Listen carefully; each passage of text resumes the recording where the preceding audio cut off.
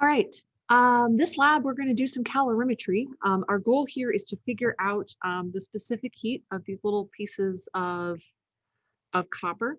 I've chosen this because they come in this handy turned shape that has some decent mass to it. They're pretty big, but they're also going to be really easy for us to grab with tongs to put in and out of this boiling water you can see over here. So to get things started, the water's boiling, which is great. We've decided to, it's best to use boiling water for this purpose because the temperature of water will vary a lot as it heats up. It just keeps getting hotter and hotter and hotter. But once it starts boiling, it's going to stay at that same temperature because any extra energy that gets put into the water will no longer go towards raising its temperature, but will instead go to vaporizing it, turning it or boiling or turning it from a liquid to a gas. So the water temperature should be very stable. And when we put our pieces of metal in, we will know what temperature they are before we put them into the calorimeter. Otherwise, it's really hard to know what temperature this metal will be if we try to heat it.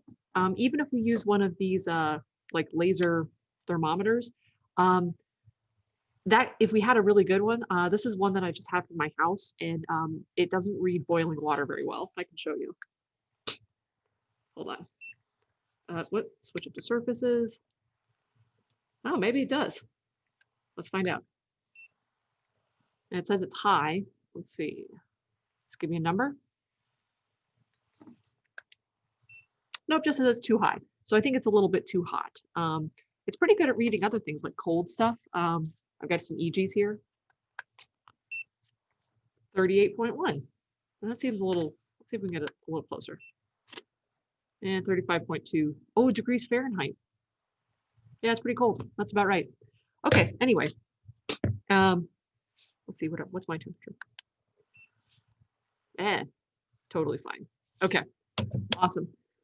So let's start off by weighing these pieces of copper, because then we can put them in the boiling water to get that nice thermal heat transfer going, so we can get this get moving.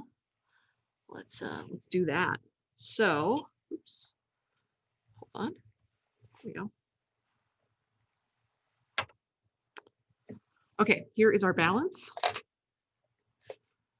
So I decided to use 2 pieces because I want to transfer as much heat as possible. I think it will make this whole thing make a lot more sense. So it looks like we're at 11.21 grams. So I'm going to write that down. Okay, I've got a data table here that I had made before. And you'll notice that in my data table, the grams of copper is only in the title of the data table. We don't put grams in the actual cell itself. We just put 11.2 and we know it's grams. It just makes things look a lot neater. Okay, so we're now going to put these into the water. Should I do that over here? And then we're going to set up our calorimeter while we wait for the copper and the water to reach thermal equilibrium. Basically heat up those copper strips. Okay, the next step now is we need to set up our calorimeter and we need to put some water in it. I'm going to use less than 100 milliliters of water. I want to use as little water as possible. 1 second.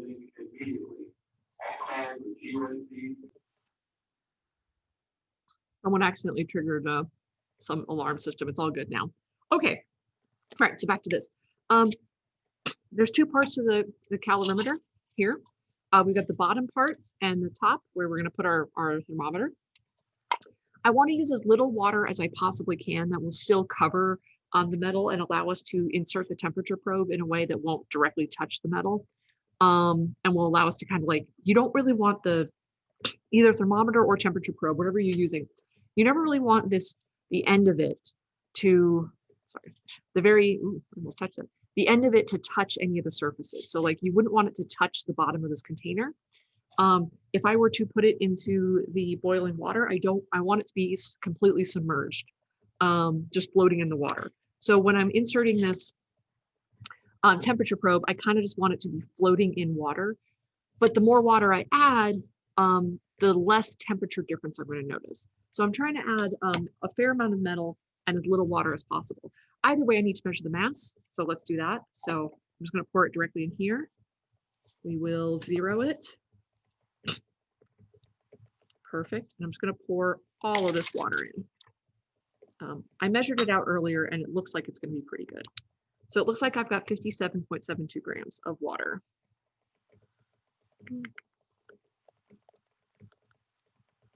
So I found a place on my data table to add that. That's the mass of water that's added. So there's water in there.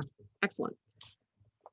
That is the last thing. I don't really need that balance anymore. Let's turn that off. I think we've had plenty of time to allow the copper to heat up. So let's take care of that. Whoops. Yeah, that's okay. It's probably a good time to switch over anyway. I'll get it back later. My document camera. Okay, so we've got our coffee cup here. I've chosen 2 different thermometers just to kind of, so they don't have to readjust for different temperatures. I'm going to take my initial temperature of water. It's on degrees Celsius, so that's good. So let's just take a second for that.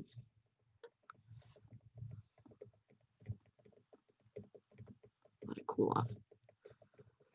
So again, actually, let me try while I'm waiting for that. Let me see if I can get that document camera back so you can see, maybe get a little shot about how I'm doing this. Okay. Yeah, not too bad. So you can kind of see, ooh, wow, let's see, maybe light will help. Nope, the light did not help at all. Yeah, it's a little hard to see, but I'm trying to get this kind of in the middle of the water. It's not poked up on the bottom or the sides. It's just kind of free floating in the water. And I'm waiting until my temperature is steady and reads steady. And it looks like we're at 23.8 degrees Celsius. So that's my initial temperature of water, 23.8 degrees Celsius. Let's figure out what our initial temperature for the copper is going to be. I'll stop this for a second. Sorry, I'm going to switch back and forth.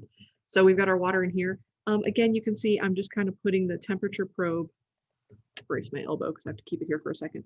I'm just kind of keeping it free floating in the water. It's not touching anything. And I'm just going to wait until it gets to a temperature and is stable. We are at about 2,000 feet or 3,000 feet here, something like that in Tucson. I can't remember. We're above sea level anyway. So the boiling point of water is not going to be 100 degrees. It's going to be a little bit less, that boiling point depression that we've talked about, I think. Hopefully we've talked about that. It looks like we're at 98.5 and it's holding pretty steady. And I had gotten that amount earlier, so that makes sense. So this is my initial temperature for copper, 98.5 degrees Celsius. Okay, so the next step then is to transfer as quickly as possible. I'm going to transfer those pieces of copper into my cup of water. I want to get it all set up so that I can immediately close it. We're going to try to seal up the system and just kind of have this thermometer floating kind of in there, or just in there. You can kind of get it balanced so it's not touching the bottom. And if you kind of hold it, you can kind of keep it from touching anything and just touching the water.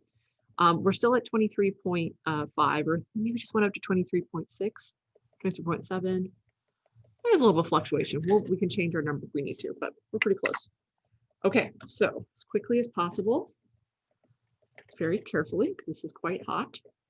I'm going to transfer these 2 pieces of copper and try to capture all of that heat. Our calorimeter. Okay, and let's see. I can see the temperature rising. Let's see if I can get it so that you can see it too. Maybe I can.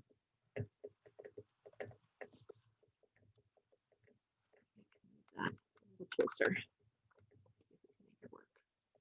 Oh, I bet we can. There we go. Ooh, can you read that? It's kind of sideways, huh? Okay. I'm getting 25.4.